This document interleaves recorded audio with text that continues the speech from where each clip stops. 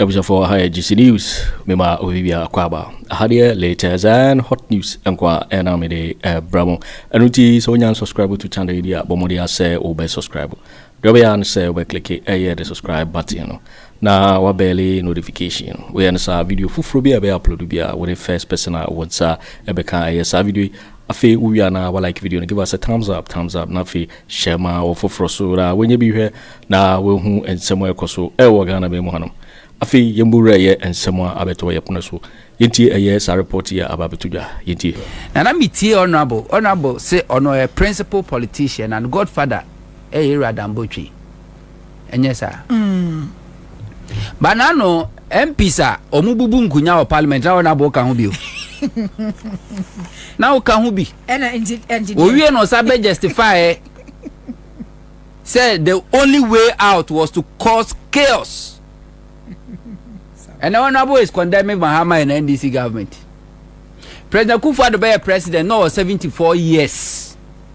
Oko 24 catch and say baby we nyina dui. Unya fina besi dan.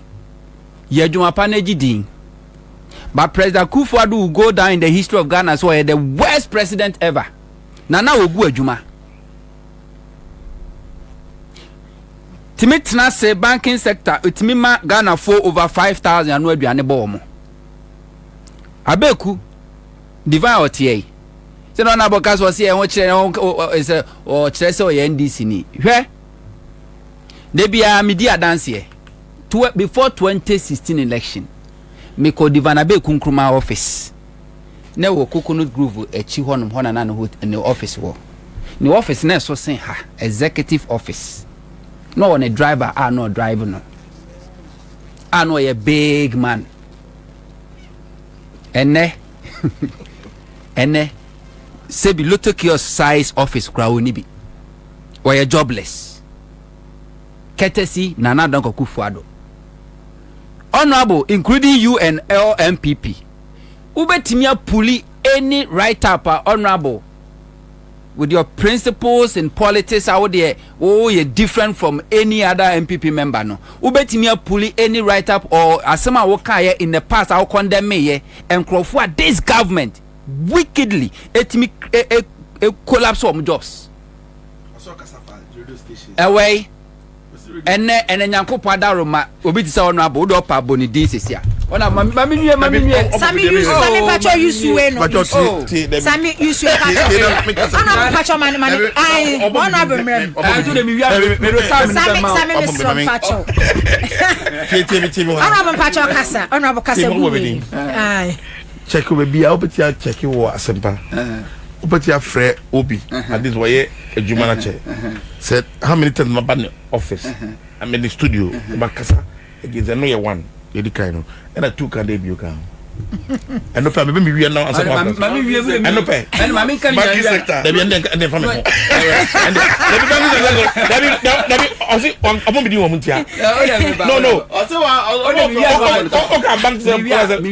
Okay, bank is not collapse. So say banks. What I work say banks then you were only thinking about divine and chroma. You're only thinking about somebody who was working with the bank. You were not thinking about the customer. Customer on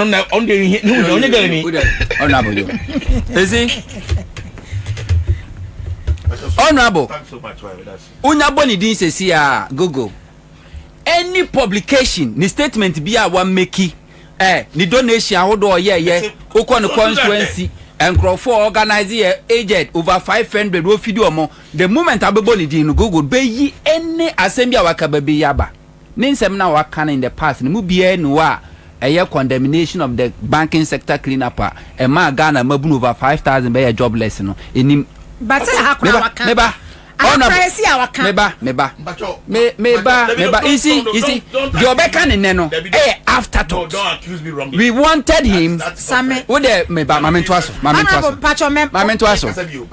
honorable was part of NPP Akufo Addo government ebron ba 2017 Sammy 2017 honorable pacho meba banking sector clean up e ba ha no me no on me can me say I'm not saying it asma me can say but I only said Sammy gugu wa won samu a waka a ya publishing and I make us a manka banking sector and I make sure say so why are you saying it tio asma me can no wo say edema enye no ma ye ntoa so na wo dia wo NPP suna ukitan wo NPP suna ukitan yes honorable NPP suna ukitan e different what do you want this I'm missing yet Meba wo NPP honorable we are talking nanama we are talking about job losses we are talking about job losses banking sector clean up me can be okay because when I was saying let me finish talking Sammy me show you some microphone way when I was saying oh Sammy me pacho Sammy me pacho but nanama we are sana you are not being fair banking sector clean up no let me fair me catch them say me can dey enye se me ka me Sam George Sammy fama no ma me na me me Sam George say ye collapse FM station me can want someone Esla erasing issues be done directing one institution so omunko after some including gold ready gold and no one say me can here and na wo ka say o ka sada o respond na make the bin ka say ka de me can na wo say o ka de enye tio also can the enye who say job losses enye and I make say one day determine say job losses who the o say banking clean up sector o say no nye one can you are the one determined so don't bring me in but honorable the all can be we are talking about job losses but as a member of parliament and then deputy minister of state who you say South banking clean up exercise but Ghana for enuma guba one condemn me make say to you me one can say dem nanama me can say honorable you are not also thinking about the customer okay honorable honorable God is my witness let's move on yeah honorable let's move on how much I lost okay usika okay nanama we are talking about job losses NPP ideology back where say government has no business in doing business. According to NPP, a private sector and also creating jobs. Banking sector clean up exercise in a buy, you know. Yeah, government banking bank been affected. Is it not private sector? Nipa over 5,000 na ye you you know. Now omunyina ye more private sector including a big kunkruma otia. And I didn't see any condemnation from him. And honorable ka say and Mahama argument no ono say ono no that idea no honorable say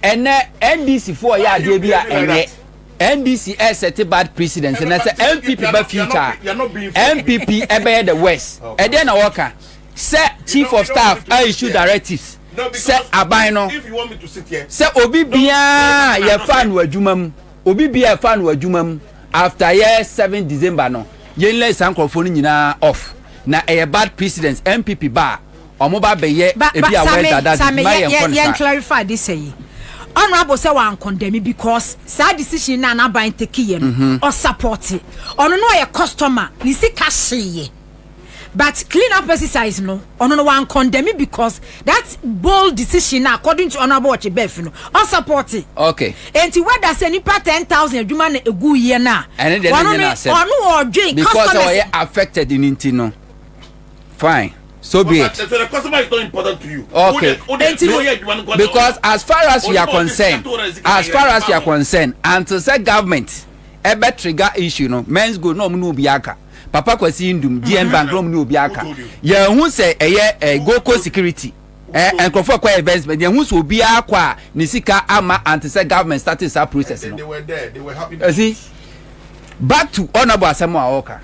Sir, chief of staff for issue directive say omwa ye for adwuma after 7th December no yenle omna ye bad precedent NPP ba omo be the west Professor Miss take over from President Kufo Mamisha Zemfri Kufo take over from Rollins e dey no Kufo na kwate fast track high court for what for Rollins appointees was a court system no cry na grandly slowly and no court fast track high court I want the DJ li chatuti katamo Ahona Victor Salume mo ye di jeli on Victor Salume eda nsawam na ne oxygen tank na ebonachi ti se backpack na Dana Budakwi si Dr. Sipayanki President Akufo Addo yes fast track high court Akufo achievement no just to jail or buy no so akwakoti National Reconciliation Commission just to humiliate Rawlings live on TV. We saw it. Professor Miss better key over from Omampeni Kufuono. One play the same card under Omampeni Mills and this government. Omakufo appointees MMDCs a bit now for about 6 months. Cocoa board CEO when you there was state institutions be bra. Omampeni Kufuono appoint to Omwa. Omampeni Mills buy no. When you are ready, even when Rawlings pushy say Professor Mills and prosecutor Kufuor appointees no say no. Yaya ni sa nye Professor Kwame na Hoy one in the leading government team wa omo investigate over 100 Kufuor appointees and omo hard evidence anke de wombetumu. Professor Mills said there be eno ka obi na Professor Mills ne Mills Rawlings omunya issue. Fast forward Akufo Addo baye 2017 honorable we are part of this government. Before Akufo Addo be sworn in na omo robe National Health Insurance Authority NPP youth timi bo raho papa glass terms card ko omo timi attack toll booth ko wieska no mo de ko. When Ghanaians were complaining, NPP national chairman then Freddie Blay okase omo protect state properties. Nurses for over 8,000 anya mom financial clearance from Ministry of Finance. Omo appointments were revoked. Police for and ya form recruit over thousands of them and on my training for more than 3 months or more recruitment were revoked. And you can cite the evidence and letters no everything. I didn't hear any condemnation from Honorable. And even today, Honorable has not apologized to Ghana for say NPP by 2017 omuteki that part of distraction. Ene ebi towa wose on condemn there be NDC or some yan west wunya NDC ni financial we to because it doesn't matter how well NDC ni be receive NPP ni when NPP ni takes over it doesn't think about the Ghana think about themselves ede ni yahu and Omampeni Akufo Addo obi a oba over 74 years na ni afi a wose nko live legacy be no live here. Bad legacy. Yet a necra President Akufo Addo oko opposition NPP still praise him send records a year. Who appoint over 125 ministers. Yakwaka was in a hurry. Odeko Korea saying bankruptcy. But honorable say Akufo Addo free on my economy now wojaye healthy economy. Healthy economy na entimintia domestic bondholders. Healthy economy na ntimi antua. Healthy economy. What's oba no ka say President Akufo Addo say President Akufo Addo say President Akufo Addo last year see wa hanu ye ni Dr. Annan e kasa ya no matua Sammy no President Akufo Addo say but bondholders after when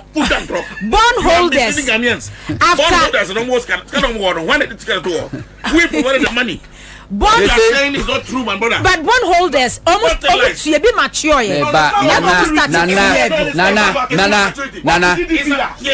Meba, you see, Nana, we don't a payment plan. Nana, you this interjection will not help. It's not about you are telling lies. Only interjection. Nana, you see, a mediocrity. Nana, okay, listen. Okay, a mediocrity. Sammy. Say a MPP budget. Honorable me pacho. A MPP budget. Nana, he can't control like that. Honorable. Nana, Sammy, a MPP budget. Nana, if you think like that, you are mediocre. No. With all due respect. We are speaking. Sammy. President Akufo Addo. President Akufo Addo. Honorable, allow me to talk. No, you can't talk. Allow me to talk. You can't. President Akufo Addo. President Akufo Addo. Sammy. Nanama. Sammy. President Akufo Addo. Sammy. Apologize before you can continue. Sammy. No, you can't. No. Apologize to her. Forget it. I won't apologize today or tomorrow. To her. No, Sammy. I will not apologize today or tomorrow. President Akufo Addo. You can continue. Sammy. You can't. Sammy. Who is controlling the Sammy. Honorable me pacho. Apologize to her. Honorable me pacho. You are this. Apologize to her. What are you talking about? Mami. I have to. No, you can't. No, because Sammy. What are you talking about? I have to finish my point. Let me make a point. Apologize to If I don't finish my statement, nobody will speak. Apologize to her. Sammy, who be the who control show? Who you host? Me na me host too. Me na me host to program. Sammy. Say one thing I'm controlling there, you cannot control me. Sammy. I will not apologize today, tomorrow, and forever. I will not apologize. Stepping up is woohoo. Sammy, Amahanum Ayashi, Honorable Amahanum Ayashi. Sammy, over 3 minutes. Okay. But argument, is not about Obianim said DDEP. Eba Amagana for Sofia. So it's not like say Bia, Abian Prezi Akufo Addo aban say DDEP eba now or Ebia mature, but the point I made trying to making it say Omune DDEP eba under this IMF conditionalities ni negotiations, but coupons no mature. Emma almost started 8 years. And Ababe to President Mahama on also air twice 8 years. This is my point. President Akufo Addo catcher Mahama economy will leave here. No, Mahama left economy. Honorable. Apologize to her. And the Sonia Apong. Masa, makati for Kasa. If you can't control the Sonia Apong. Sammy. What are you talking about? Apologize to her. Sammy. We're catching you. Sammy. Like a gentleman. Asama me carry. I'm never a gentleman. Honorable me patch on Sammy. Asama me carry. Me dear no entiase wom. Meba. Enie. I was mina me kasem. Dear me can entiase wom. I was making a statement. Apologize. Honorable me patch. Then nobody will speak. Honorable me patch. Divine member also. If Divine speak, I'll speak. Sammy, control me studio. Sammy, control me studio. Me say control me studio. Divine kasa. Me see divine kasa divine. There be what you mean kasa divine kasa require 3 minutes na the mama no. A co-panel says ono mama kasa. And you sit down and say what? Yes, because if you can't control you can never control me. Then you go up. Sammy. Sammy. Sammy. And I make catch us sometimes you should be mindful. Where's sometimes you so catch me said then and now you are bit joker. And you know say we use that word no against me. And now submissions analyzing issues. So the issues in the fact say obi we are talking about the fact say o kawas we be untimi go utina when you use word be to describe the person. Sammy, can I speak? Okay. Because when I control show no what I say. Sammy catch us say sometimes you should be mindful because I agree on something. The first I will be obi until the answer doesn't mean say who you see where the be a piano. No what to Eddie American. Don't be a mediocre, don't be part of those mediocres who think like that. And you now bet you baby also me quantity also me drink. You see, when I was making divine, branch up person be move person kasa. Kabori kasa niyan. Kabori kasa. We will talk together. Sammy please, Sammy please. Why is it that I don't like what you can't control by one? Omo dosi omo de maye no omo pills omo de maye swallow ye no. Oba kwame Abuja on tehwiase. Mutala Mohammed on tehwiase. Muntaka on tehwiase. Bawa on tehwiase. Suyini on tehwiase. Omo twenye boso. with the who ya 137 omo twe bo so oma parliament ye enwo but honorable nenye eniema amode ba no a timamufo so kasa no me kan wase ba that is how into the opposition here Ghana democracy me ka besusa the opposition here Ghana democracy mu no say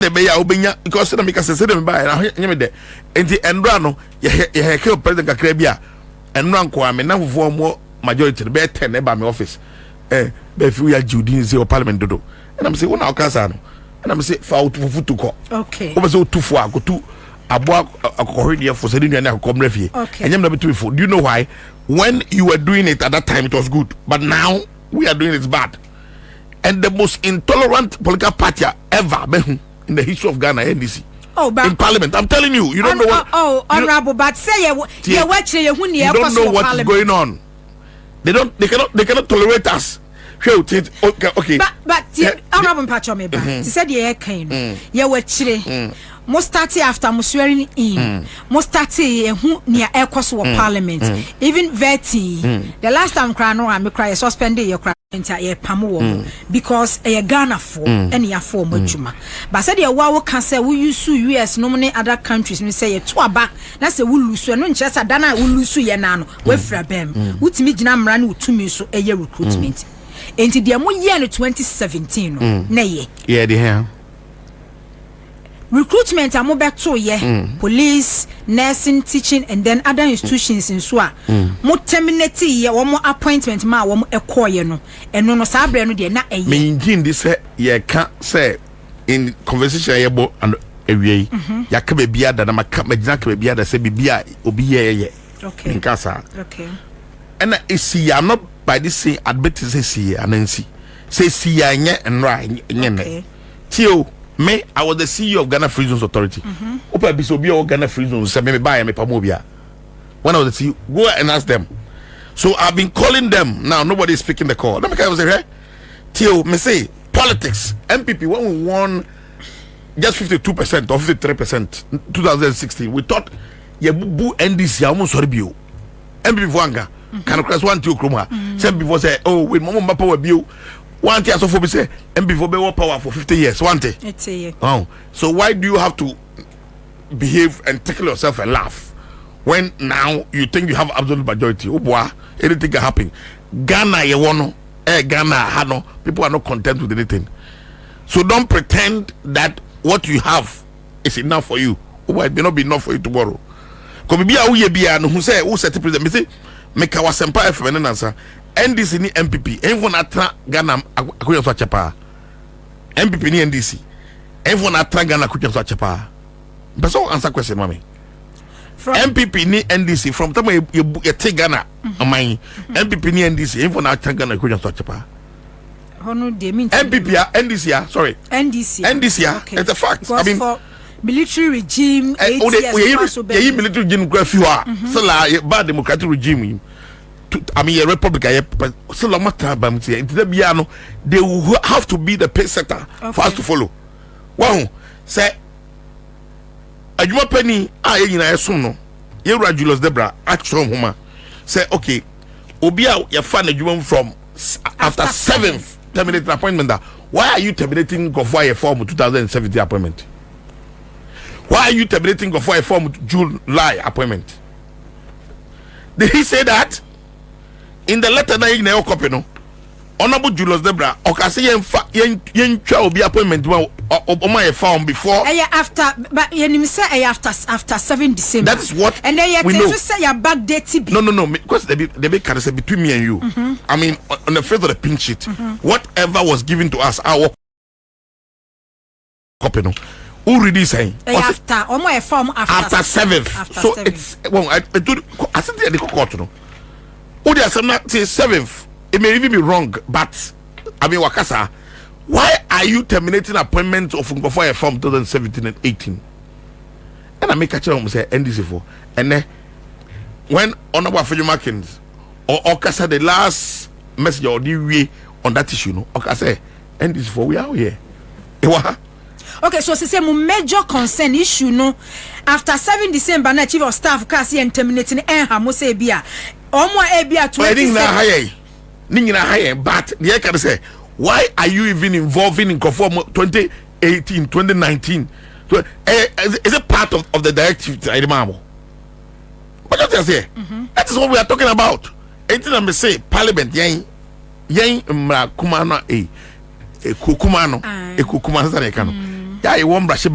We have taken certain decisions. Edom Kuma. Thank you, madam. And the decision back where I taking is and ra.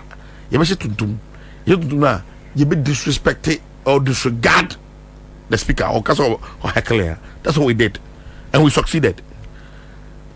First one, two. Yeah, I went to a nation. Okay. Now, on baby no can say pese kwamba parliamenta. Say no because say pese kwamba parliamenta. Yes, yate. Kwamba.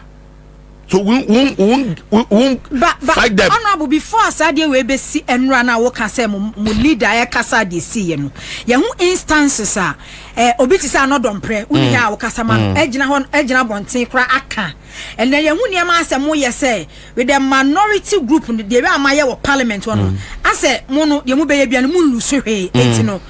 Deliberately mo be ha adwene wo parliament. But that's the only option you be here to hold.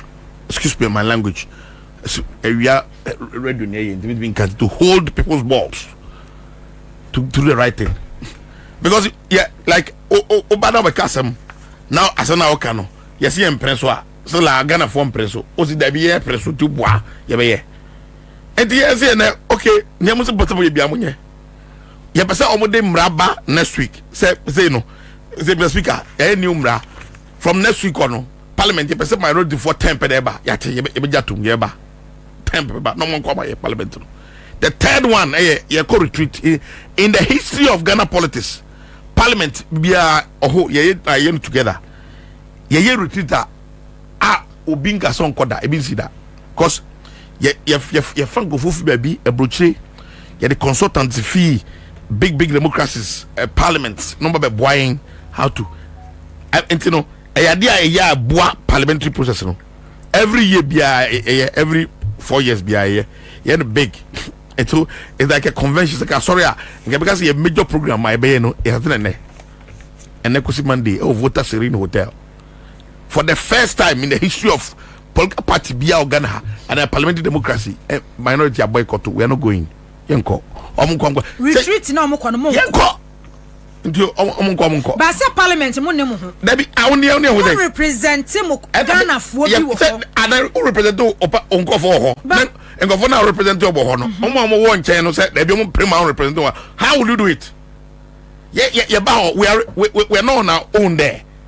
It is how the mra say mra na de ba no.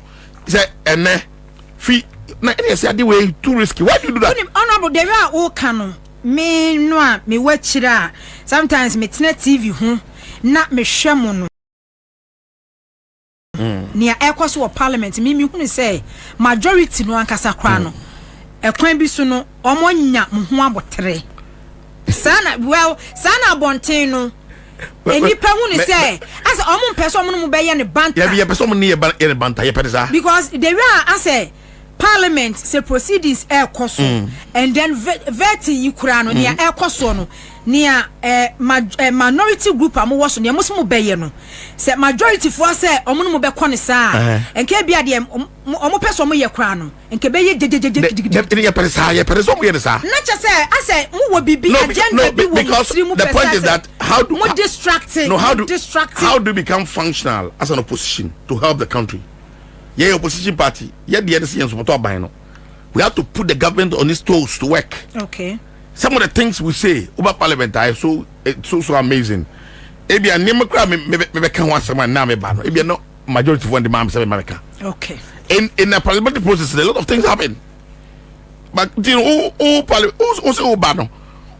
that's why I told you. Me say the way in confront behavior of parliament, you know. And I may say this is not my place. I can't stay here, because you know. So by the time I realize enough, I have become so aggressive. Because we say and go for the be a montias. We not converting. Be a montias. You know, no, sorry, no matter certain airpoint of the Musache, yeah, president the name the actually we anyhow.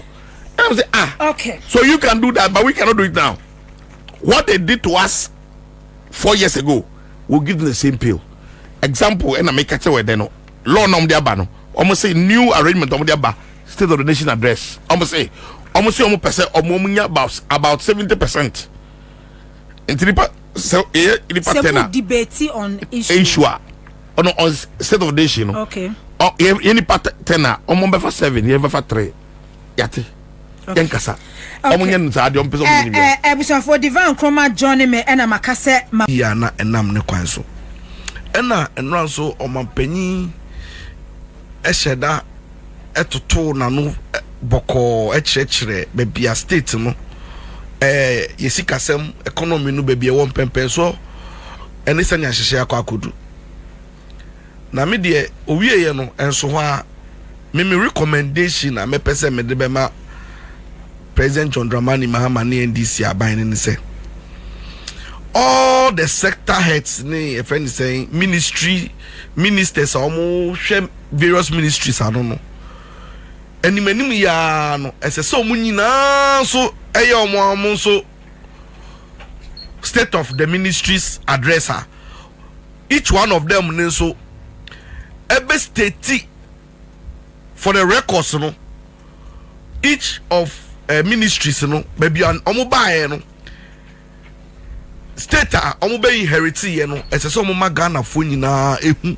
se no be inherit because for me adebia meta kan say when who asem kan wan kan ba koso mi yankrofo from the set records no edema so yen Ghana for no a yen ye to aba edema President John Dramani Mahama so media so no na yenim se ne o mind te ne yenim se ne ma sei ne yenim se ne ma nkoyi because ne feel we pocket mu but at the end of the day no metrics statistics ni data no eni ye ho te si aban no oba ya obeji akonya kese no ye sure say o privy to send your data no ne systems no ne nyama ete it dey me bizan say all the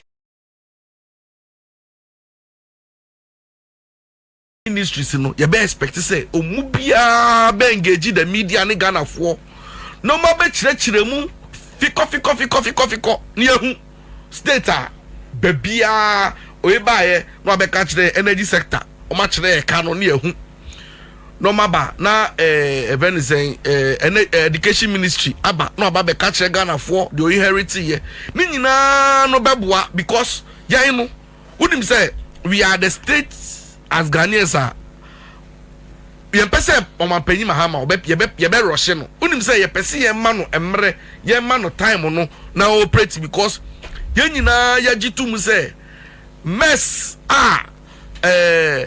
ayi systems no ayi abinda da no ekreti ye no eye mess emu eden emu eduru a esese enya mre kakra but ye be pese omampanyi ni na ban no they will carry us along omo de communication no they should just let us know because we know kasande esese obi aga na ni bia to be hu say sa free SSS ye bon hu de ready ye dede no ene ya ba bedu ba bia omo SS2 se CAE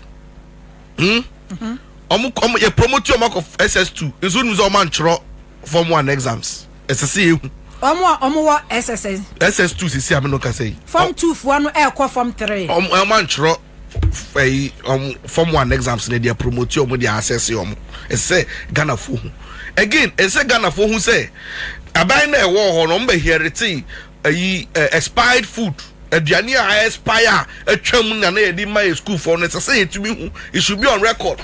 It should also be on record for Ghanaians to know say na do aban ba ye no PE teachers for nyina or convert omo nyina de omo ye science teachers na ade friend extra curriculum activities na friend saying culture ka ho sports ka ho nyina no ni ejeje mu ana enkoso all those things it has to be on record as I say sanso hu ni ehu PDS sika no mo ba to ye esla sika aban ni ji ya o mobilize ye in terms of taxes ni ehu ba bi sika no mo de fa ye energy sector all these things no the various ministries nyina no as so mbe papa mu because when him say Send ye fair about seriously, no, and the some of the people are, as I say, you classify them as among boy one.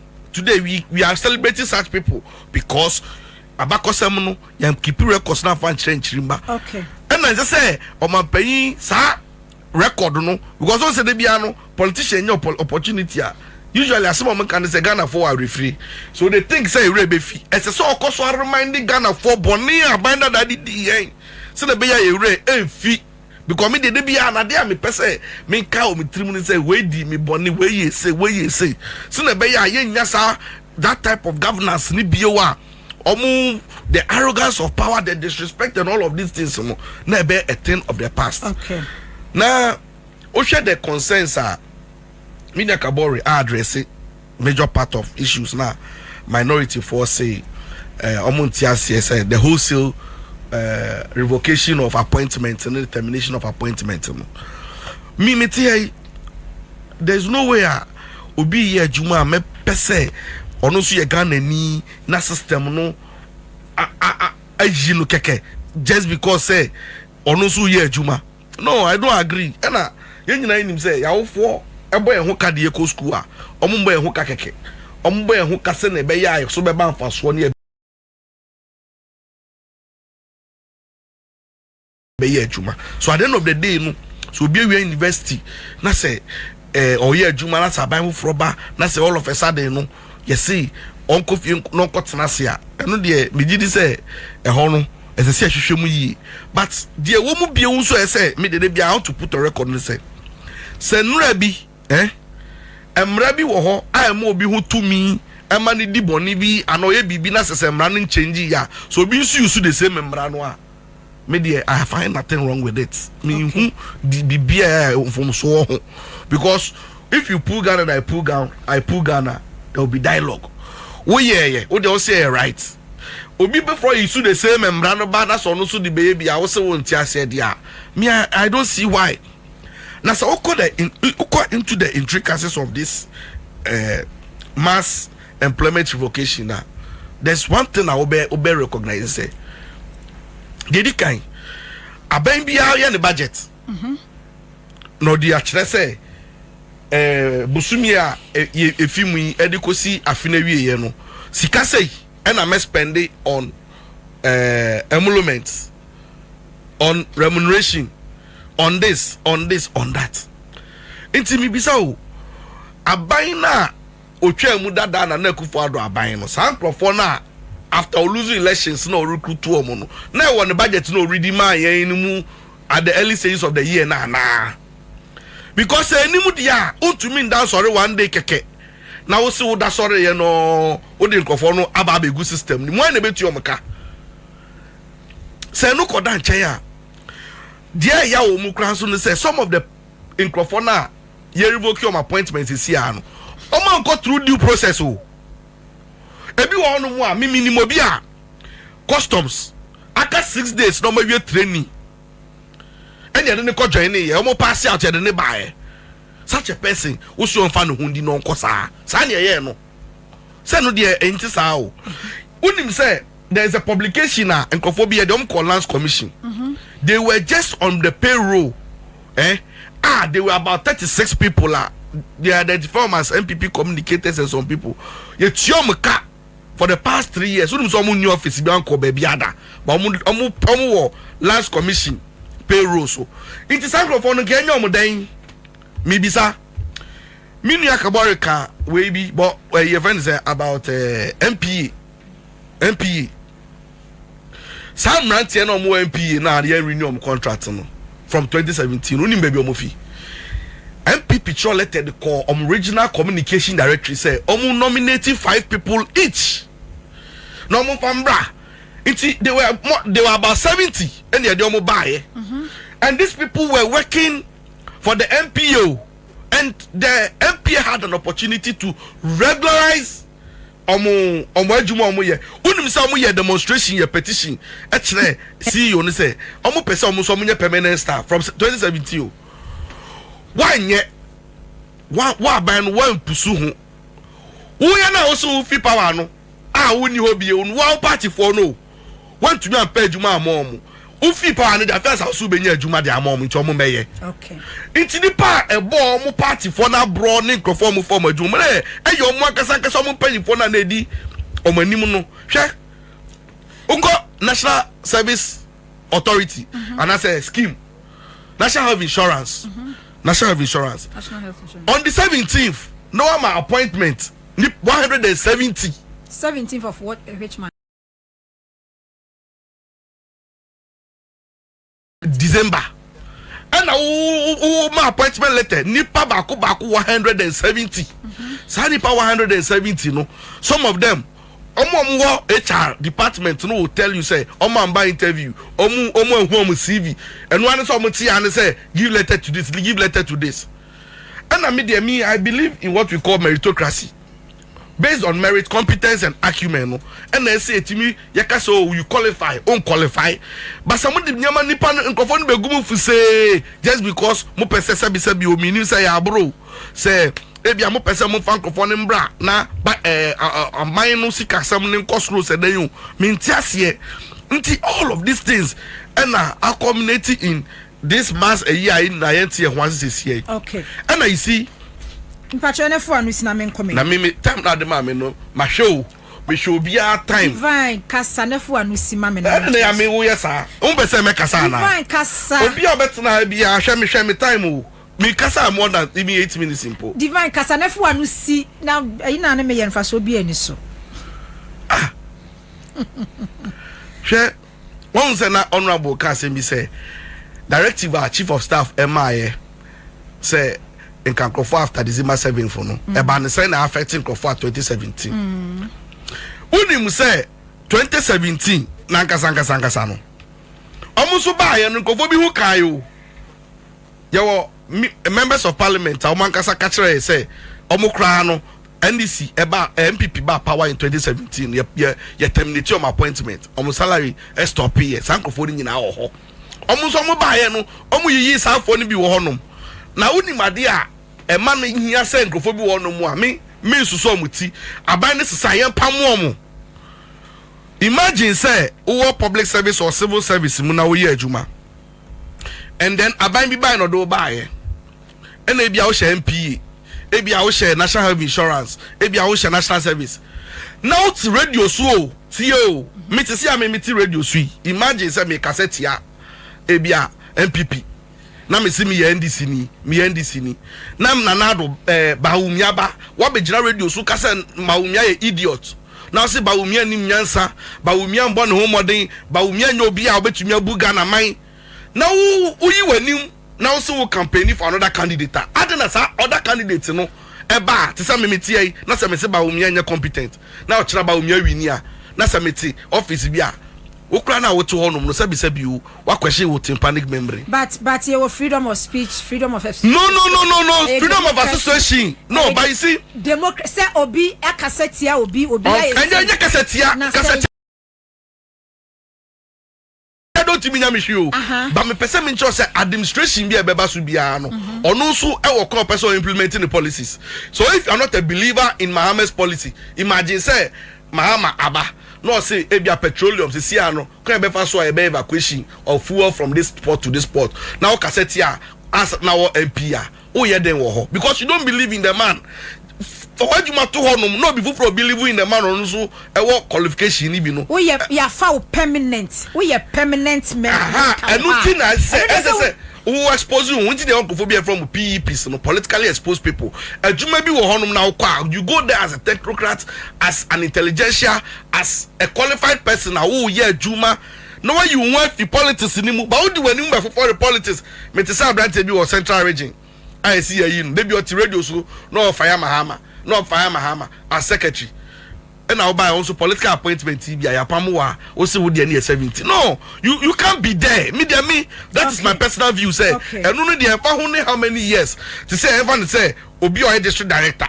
Ye dey to say DC na EC official near the position bi ama. You see you are supposed to be an independent. Now see you freedom of speech, freedom of association. Now you enim na pamo wa say then. There be intimidate say a buying institution na say conduct you in a certain way now misconducting one. And no dey aban bi aba no you are. I have no problem. Intimi na do mobile here. Omo a no makọ okay say security services mu na police for immigration service for bi omakọ recruitment mu amawie training na wie ya pamu omu nyina even at the time near catch am say ngofo mo de omakọ training omakọ suatu to mo ay say ya mo de omukọ fie say be ma chronobone nyamane ma mo si o dabi omu gina omanamu a pamu omu nyina even when we were protesting. Okay, I was half man for some okay. I was half man for catch they say public service need to me for bia. And you bia na be to me anya adwuma honum. Okay. Ye hu ya ne so create other offices e dey am on one ma dey omaka ko gu honum because some dem ye better chen ya ye pamo ye no. Yo di for winning and somewhere about beto yep no so because say we subscribe to channel idea abomori and say obe subscribe say hadi latest and hot news nkwa na me dey bremo afi we na our like video no give us a thumbs up na fi share ma ofoforo so na wenye bi hwe na wo hu and somewhere ekoso e wo Ghana me mu hanom so betimi otchere wadwen afaye and somewhere nyina ho e wo comment box ni mu weti minkabium in my next video. Thanks for watching. Like and share the video. You can also drop your comment. Please don't forget to subscribe. Click on the bell to turn on the notification.